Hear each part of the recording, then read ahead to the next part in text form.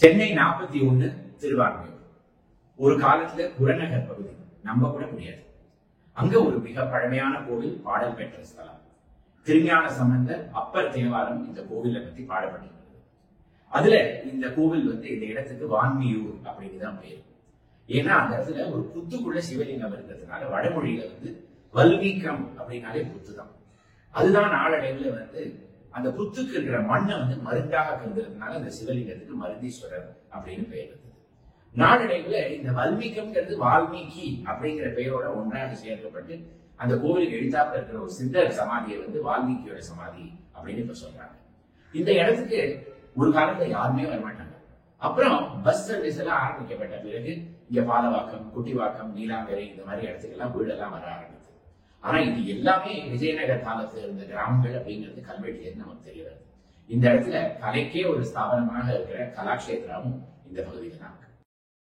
சென்னை 42 வேளச்சேரி. இப்போ MRTS, 100 feet road, Phoenix mall, Vijayanagar bus stand இதுக்கெல்லாம் பெயர் போனது. ஆனா இது மிக பழமையான ஒரு கிராமம். பல்லவர்கள் காலத்திலிருந்து இருக்கிற ஒரு பகுதி. இதற்கு எங்க சான்று அப்படின்னு பார்த்தோம்னா அங்க ஒரு செல்லியம்மன் கோவில், அதுல பழைய கல்வெட்டெல்லாம் இருக்கு. அதே போல இங்க சிவபெருமானுக்கு தண்டீஸ்வரர் அப்படிங்கிற பேர்ல ஒரு கோவில் இருக்கு.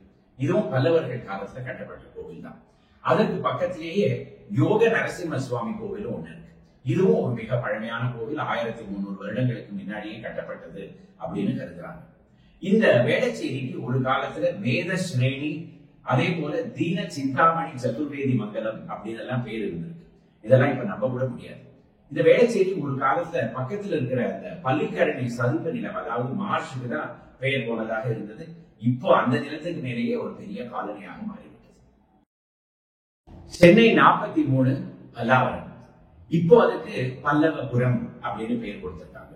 அது எதனால அப்படின்னு பார்த்தோம்னா இங்க பல்லாவரம் காடு, ஒரு பல்லாவரம் ஏரி, ஒரு நீர்த்தேக்கம். அந்த காட்டுல ஒரு பெரிய பாறை, அந்த பாறையில மகேந்திர பல்லவர் காலத்து ஒரு கோவில், குடவரை கோவில்.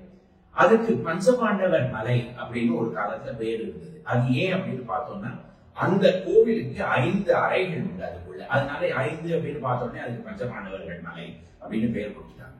நாளடைவுல இது முகமதியர்களோட ஒரு பகுதியாக மாறி இப்போ அதுக்கு அது ஒரு தர்காவாக மாறிவிட்டது.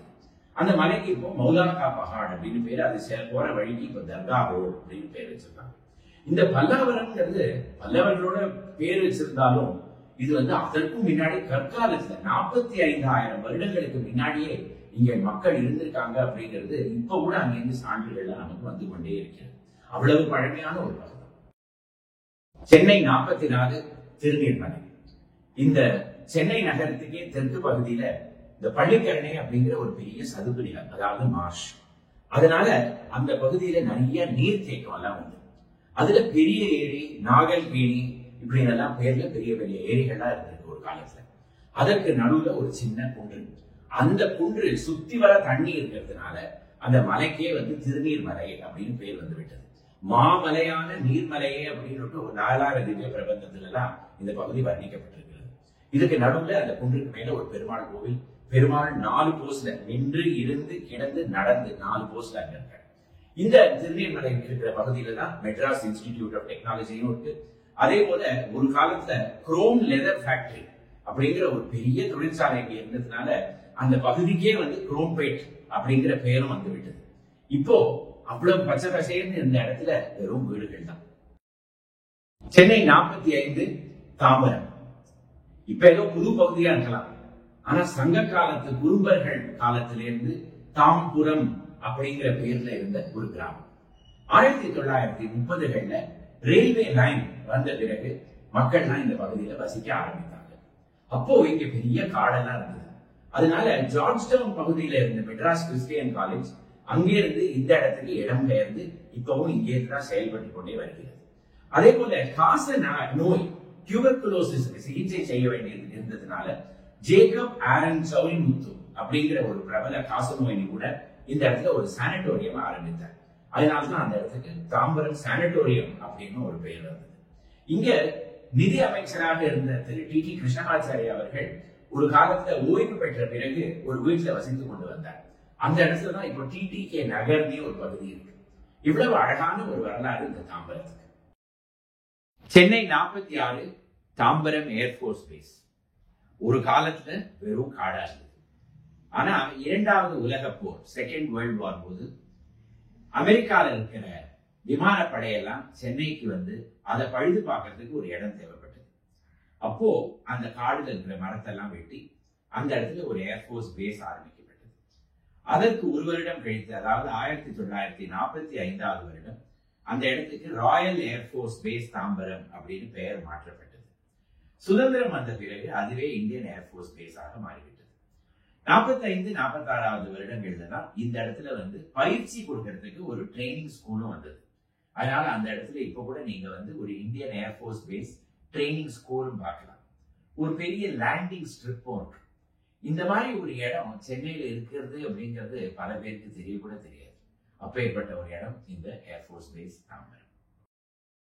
சென்னை 47 இதுவும் தாம்பரம்ல ஒரு பகுதி தான். 47 பத்தி நினைத்தாலே முதல்ல மெட்ஸ் நினைவுக்கு வந்துடும். மெட்ராஸ் எக்ஸ்போர்ட் ப்ரோசஸிங் ஜோன் 1984 வருடம் ஆரம்பிக்கப்பட்ட ஒரு பகுதி. அதற்கு அருகேயே இருக்கிறது தான் தாம்பரம் சானிட்டோரியம் அப்படின்னு ஒரு பகுதி. அதோட கதை என்ன?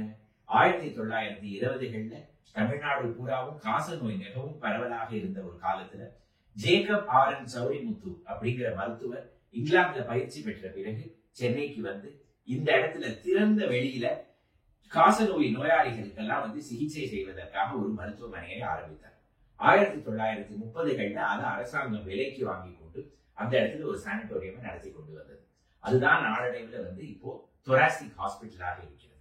குரோம்பேட்டுடைய ஒரு பகுதியும் சென்னை 47 தான் இருக்கு.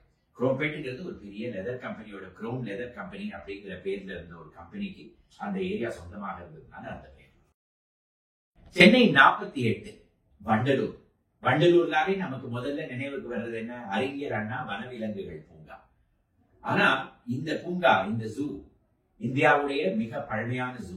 முதல்ல எங்க இருந்தது? 1855 வருடம் சென்ட்ரல் ஸ்டேஷனுக்கு பின்புறத்துல லில்லி பாண்ட் அப்படிங்கிற இடத்துல இருந்தது. நீங்கெல்லாம் இப்போ இருக்கிற தலைமுறை அங்க போயிருக்கிறதுக்கு ஒரு வாய்ப்பே இருந்தது கிடையாது. ஆனா 1972 நான் அந்த இடத்துல போய் அந்த வனவிலங்கு பூங்காவை பார்த்திருக்கேன். பக்கத்திலேயே ரயில்வே ஸ்டேஷன், ட்ரெயின் எல்லாம் போயிட்டு இருக்கும். இந்த பக்கம் சிங்கம், கரடி, புலி எல்லாம். அந்த இடத்துல இடம் மிக குறைவாக இருந்ததுனால 1980களில் இந்த மலை, இந்த வண்டலூர் மலையை சுத்தி வர இந்த பகுதியை வந்து ஒரு ஜூவாக மாற்றப்பட்டு இந்த ஜூ அந்த இடத்துக்கு இடம்பெயர்ந்தது. 1949ல விவேகானந்தா கல்லூரியோட மாணவர்கள்லாம் இந்த வண்டலூருக்கு ஒரு எக்ஸ்கர்ஷனுக்கு வந்திருக்காங்க. அதோடைய ஒரு கட்டுரை நான் படிச்சிருக்கேன். ஒரு கட்டடம் கூட இல்லாத ஒரு பெரிய காடாக இருக்க. சென்னை 49 வில்லிவாக்கம். வில்லி அப்படிங்கிற சங்ககால மன்னருடைய பெயர்ல கூட இருக்கிற ஒரு பகுதியாக இருக்கலாம். ஆனா முதல் கல்வெட்டுகள் நமக்கு 13வது நூற்றாண்டிலிருந்து தான் கிடைக்கிறது. ஆனா அதற்கும் முன்னாடியே குலோத்துங்க சோழன் காலத்துல, அதாவது அதற்கு ஒரு 100 வருடங்கள் முன்னாடி அகஸ்தீஸ்வரர் கோவில் இந்த இடத்துல கட்டப்பட்டது. இப்பவும் அந்த இடத்துல அந்த கோவில் இருக்கிறது. அதுக்கு ஒரு கஜபிருஷ்ட விமானம், யானையோட பின்புறம் மாதிரி இருக்கிற ஒரு விமானம் இருக்கிறதுனால இது குலோத்துங்க சோழன் கட்டின அந்த கோவில் அப்படின்னு நமக்கு தெரிய வருது. அதோடைய 4 புறமும் அழகாக மாட வீதிகள். அதே போல சுமார் 650 வருடங்களுக்கு முன்னாடி கட்டப்பட்டது சௌமிய தாமோதர பெருமாள் கோவில். இந்த வில்லிவாக்கம்ல ஒரு பெரிய ஏரி, வில்லிவாக்கம் ஏரி. ஒரு காலத்துல மயிலாப்பூர்ல இருந்த மக்கள் கூட வில்லிவாக்கம் ஏரியில இருந்த நீரை தான் குடிக்கிறதுக்காக வாங்கிட்டு இருந்தாங்க அப்படிங்கறதெல்லாம் 19வது நூற்றாண்டுல கட்டுரைகள் இருக்கிறது. ஆனா இப்போ அந்த ஏரி மிக குறுகலாக ஆகிவிட்டது. சென்னை 50 பாடி. 10வது நூற்றாண்டிலிருந்து இந்த பெயர் நமக்கு தெரிய வருகிறது. ஆனா அதற்கு முன்னாடி தேவாரம் காலத்துல திருவரிதாயம் அப்படின்னு தான் இந்த இடத்துக்கு பெயர்.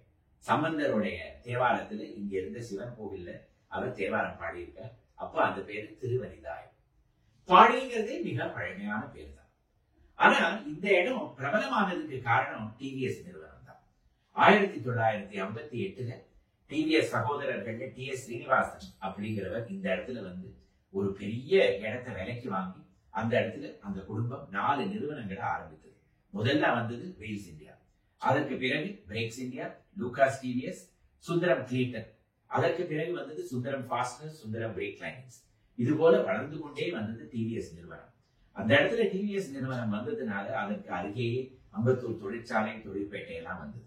இப்போ ஒரு பெரிய அர்பன் இடமாக இருக்கிறது இந்த பாடி. Chennai 51 Madhavaram milk colony. 1950களில் திரு காமராஜ் அவர்கள் சென்னையில் இருக்கும் பல்வேறு மாடுகளை ஒரே இடத்தில் சேகரிக்க வேண்டும், அவை நகரத்தில் இருக்கிற பல பகுதிகளில் சுற்றி கொண்டு இருக்கக்கூடாது அப்படிங்கிற ஒரு முடிவுக்கு வந்து ஆரம்பிக்கப்பட்ட அந்த பால் பண்ணை நாளடைவில் அதுவே ஆவின் அப்படிங்கிற அந்த சமூகத்துக்கு ஒரு வித்தாக மாறியது. தமிழகத்தின் முதல் பால் பண்ணையும் அதுதான். இந்த பால் பண்ணை அங்கு தொடங்கப்பட்ட உடனே அதே இடத்திற்கு Tamil Nadu veterinary sciences university TANUVAS அதுவும் இடம் மாற்றப்பட்டது. அதே போல அந்த மாடுகளுக்கு தேவைப்பட வேண்டிய பல விதமான சிகிச்சை அதெல்லாம் கொடுப்பதற்காக அந்த இடத்தில் பல வசதிகளும் செய்யப்பட்டது. ஆனால் இப்பொழுது பார்த்தால் அது ஒரு ரெசிடென்ஷியல் காலனியாகவே மாறிவிட்டது. சென்னை 52 அலமாதி. அங்க என்ன பெரிய ஹிஸ்டரி இருக்க போறது அப்படிங்கிற கேள்வி உங்க மனசுல வரலாம். ஆனா இந்த சென்னையோடைய தீராத குடிநீர் பிரச்சனை, அதுக்கு ஏதாவது ஒரு சொல்யூஷன் அப்படின்னு பார்த்தோம்னா இந்த அலமாதிக்கு ஒரு பெரிய பங்கு உண்டு. அது என்ன பங்கு? இந்த அலமாதிக்கு நடுவில் இருக்கிறது தான் சோழாவரம் டேங்க், சோழாவரம் ஏரி. அந்த ஏரியிலேருந்து ஒரு பைப் லைன் புழல் ஏரிக்கு கனெக்ட் பண்ணி அந்த புழல் ஏரியிலிருந்து தான் நம்ம எல்லாருக்கும் இந்த நகரத்துக்கு தண்ணி வருகிறது. இரண்டாவது, இந்த அலமாதியோட நார்தர்ன் பவுண்டரி, அதாவது வடக்கு எல்லையில ஒரு பெரிய ஆறு ஓடிக்கொண்டிருக்கிறது. அது பேர் தான் கொசஸ்தலை ஆறு. அந்த கொசஸ்தலை ஆறிலிருந்து முதல்ல தண்ணீரை எடுத்து ஒரு கால்வாய் மூலமாக புழல் ஏரிக்கு 1880களிலேயே கனெக்ட் பண்ணினாங்க.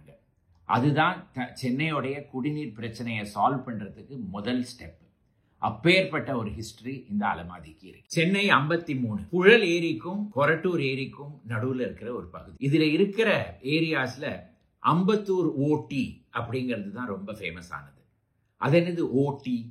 ஓட்டினா ஓல்டு டவுன். ஏன்னா அம்பத்தூரோட பழைய பகுதி அதுதான். இப்பவும் நீங்க அந்த இடத்துக்கு போனீங்கன்னா அங்க பஜனை கோவில் தெரு இந்த மாதிரி எல்லாம் பெயரெல்லாம் பார்க்கலாம்.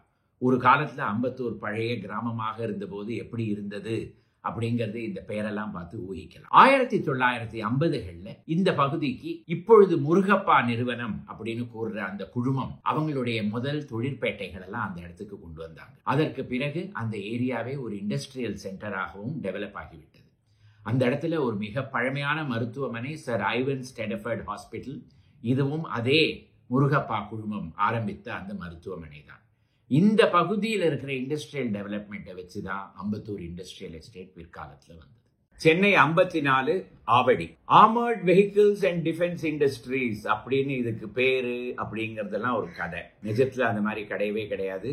ஏன்னா 18வது நூற்றாண்டுலேருந்தே இந்த கிராமத்துக்கு ஆவடி அப்படின்னு தான் பெயர். ஒரு காலத்துல குளம், நிறைய மரங்கள், வயல் எல்லாம் இருந்து பச்சை பசேல்னு இருந்த ஒரு பகுதி.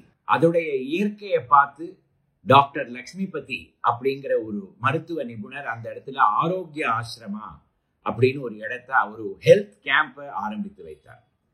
2வது உலக போருக்கு முன்னாடி ஆங்கிலேய அரசாங்கம் அந்த பகுதியை அவர்கிட்ட இருந்து விலைக்கு வாங்கி அங்க ராணுவ படை வீரர்கள் எல்லாம் தங்கறதுக்காக ஒரு வசதி செய்து அந்த இடத்துக்கு ஆவடி கேம்ப் அப்படின்னு பெயர் வந்தது. அதற்கு பிறகு 1961 சிவிஆர்டிஇ, ஆர்டினன்ஸ் ஃபேக்டரி இந்த மாதிரி நிறுவனங்கள்லாம் அந்த இடத்துல வர ஆரம்பித்தது. Chennai 55 Indian air force base Avadi. 2வது உலக போரின் பொழுது இந்தியாவில் இருக்கிற கிழக்கு பகுதியில் இருக்கிற அத்தனை துறைமுகங்கள் மேலேயும் ஜெர்மானிய ஜப்பானிய குண்டுவீச்சு நடந்தது. ஆனா சென்னை துறைமுகத்துக்கு மட்டும் அந்த மாதிரி ஒரு கதி வரவே இல்லை. அதனால அப்போ இருந்த ஆங்கிலேய அரசு, அதே போல அமெரிக்க படை, இது எல்லாமே சென்னையில ஒரு பெரிய வசதியை ஆரம்பிக்கணும் அப்படின்னு ஒரு முடிவுக்கு வந்தாங்க. அப்பொழுது ஆவடியில ஒரு பகுதியில இந்தியன் ஏர்ஃபோர்ஸ், அந்த காலத்துல அதுக்கு ராயல் ஏர்ஃபோர்ஸ் அப்படின்னு பெயர், 1943 ஆரம்பிக்கப்பட்டது. அதே சுதந்திரத்துக்கு பிறகு இந்தியன் ஏர்ஃபோர்ஸ் பேஸாக மாறிவிட்டது. இந்த ஏர்ஃபோர்ஸ் பேஸ்ல இப்பொழுதும் படை விமானங்கள் எல்லாம் பழுது பார்க்கப்படுகிறது. சென்னை 56 பூனமல்லி. அது என்னதான் சென்னைங்கிறது இப்பொழுது ஒரு பெரிய மாநகரமாக இருந்தாலும் 1639வது வருடத்துக்கு முன்னாடி சென்னையை பத்தி ஒரு வரலாறுலையும் ஒரு இடத்துலையும் ஒரு எழுத்தும் காண்றதில்லை.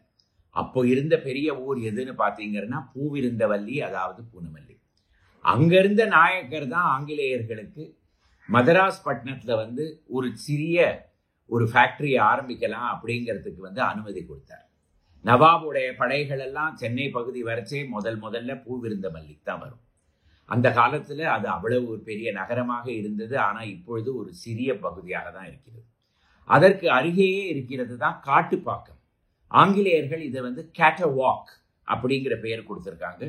1695 வருடம் அந்த இடத்துடைய சுற்றுச்சூழல் எல்லாம் பார்த்து ஆங்கிலேயர்கள் நவாபிடம் இருந்து முதல்ல வாங்கின கிராமம்.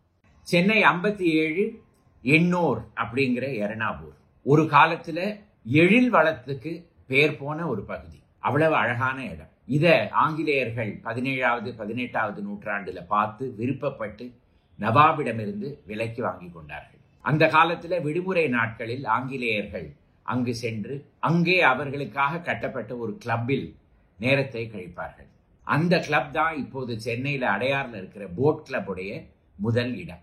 அங்குதான் இவர்கள் எல்லோரும் அவர்களுடைய கப்பல் பந்தயங்கள், படகு பந்தயங்கள் எல்லாம் நடத்தி கொண்டு வந்து கொண்டிருந்தார்கள். அந்த இடத்துல உப்பங்கழி இருந்ததுனால salt பங்களோ, salt exercise inspectors office எல்லாமும் இருந்தது. 1948க்கு பிறகு அசோக் லேலண்ட் நிறுவனம் இந்த இடத்துக்கு வந்தது. அங்கு அது இடம் புகுந்த பிறகுதான் சென்னை மோட்டார் வண்டிகளுக்கும் கனரக வாகனங்களுக்கும் ஒரு மையமாகவே மாறிவிட்டது. சென்னை 58 அம்பத்தூர் இண்டஸ்ட்ரியல் எஸ்டேட் சென்னையுடைய 2வது இண்டஸ்ட்ரியல் எஸ்டேட். கிண்டிக்கு அடுத்ததாக இண்டஸ்ட்ரியல் எஸ்டேட். 1950களில் முருகப்பா குழுமத்துடைய நிறுவனங்கள், அதாவது டிஐ சைக்கிள்ஸ், டிஐடிசி, இந்த மாதிரி நிறுவனங்கள்லாம் அந்த இடத்துல ஆவடியில் ஆரம்பிக்கப்பட்ட உடனே, அதே போல ராணுவ இன்ஸ்டலேஷன்ஸ் எல்லாம் ஆரம்பிக்கப்பட்ட உடனே அந்த இடத்துல ஒரு தொழிற்பேட்டை வர வேண்டும் அப்படின்னு அப்போ இருந்த அரசு கருதியது. திரு காமராஜ் அவர்களுடைய தலைமையில் திரு ஆர் வெங்கட்ராமனுடைய ஊக்கத்தில் ஒரு மிகப்பெரிய இண்டஸ்ட்ரியல் எஸ்டேட் அந்த இடத்தில் ஆரம்பிக்கப்பட்டது. அவ்வளவு பெரிய இண்டஸ்ட்ரியல் எஸ்டேட் அங்கு இருந்ததுனால தான் அதற்கு அருகே டிவிஎஸ் குழுமம் பாடியில் தன்னுடைய நிறுவனங்கள் எல்லாம் ஆரம்பித்தது. இப்பொழுது நீங்க அந்த இடத்துக்கு போனீங்கன்னா இண்டஸ்ட்ரியல் எஸ்டேட்ல இண்டஸ்ட்ரீஸ் மிகவும் கம்மியாகவும் நிறைய ஐடி கம்பெனிஸும் சர்வீஸ் சென்டர்ஸும் தான் இருக்கிறது. Chennai 59 Madras Christian college Tambaram. நான் சொன்னா நீங்க நம்ப மாட்டீங்க. ஆனா 19வது நூற்றாண்டுல தொடக்கப்பட்ட இந்த கல்லூரி முதல்ல எக்மோர்ல இருந்தது. இப்போ சென்ட் ஆண்ட்ரூஸ் கர்க் அப்படின்னு இருக்கிற அந்த சர்ச்சோட தோட்டத்துல ஆரம்பிக்கப்பட்டது. அதற்கு பிறகு ஜார்ஜ் டவுனுக்கு இடம் பெயர்ந்தது. அங்க இப்போ நேதாஜி சுபாஷ் சந்திர போஸ் ரோடு அப்படிங்கிற சாலையில 4 கட்டடங்கள்ல இருந்தது. 1930களில் அந்த இடத்துல ஜன நெரிசல் மிக அதிகமாகிவிடவே அந்த இடத்திலிருந்து குடிபெயர்ந்து வேற இடத்துக்கு செல்வதாக முடிவுக்கு தாம்பரம் பகுதியில 320 ஏக்கர் விலைக்கு வாங்கி அந்த இடத்துல கட்டப்பட்ட அந்த இடம் தான் இப்போ மெட்ராஸ் கிறிஸ்டியன் காலேஜ் தாம்பரம். ஒரு காலத்துல வெறும் காடாக இருந்த இடத்துல இவ்வளவு அழகான ஒரு கல்லூரி. ஆனா அந்த காடோடைய ஒரு பெரும் பகுதி இன்னும் அப்படியே இருக்கிறத நினைச்சா மிக மகிழ்ச்சியா இருக்கிறது. சென்னை 60 மாதவரம் 8வது நூற்றாண்டுல ஏகதீர சதுர்வேதி மங்கலம் அப்படின்னு பெயர் கொடுக்கப்பட்ட ஒரு கிராமம். யார் இந்த ஏகதீரர்? அந்த காலத்துல நந்திவர்மன் பல்லவ மல்லன் அப்படின்னு பெயர் கொண்ட பல்லவ மன்னருடைய பெயர்ல இந்த கிராமம் ஆரம்பிக்கப்பட்டது. இதே மன்னர் தான் காஞ்சிபுரம் அருகே வைகுண்ட பெருமாள் கோவிலும் கட்டியவர். அவர்தான் இந்த மாதவரத்துல கரிவரதராஜ பெருமாள் கோவில் மற்றும் கைலாசநாதர் கோவில் இரண்டையுமே கட்டினார். அதற்கு பிறகு 12வது நூற்றாண்டுல மாதவரத்தை பத்தி சோழர்களுடைய கல்வெட்டெல்லாம் நமக்கு கிடைக்கிறது. 18வது நூற்றாண்டுல ஆங்கிலேயர்கள் கடியில இது சைதாப்பேட்டை தாலுக்குல ஒரு கிராமமாக மாறியது. மான் சோலைகளும் ஏரிகளும் தோட்டங்களுமாக இருந்த இந்த மாதவரம் இப்போ ஒரு ரெசிடென்ஷியல் பகுதியாகவே மாறிவிட்டது. இதற்கு நடுவுல கில்பர்ன் நகர்னு ஒரு பகுதி. அந்த காலத்துல ஆங்கிலேயர்கள் டைம்ல இருந்த ஒரு ஃபவுண்டரியோட பேர்ல இந்த ஏரியா.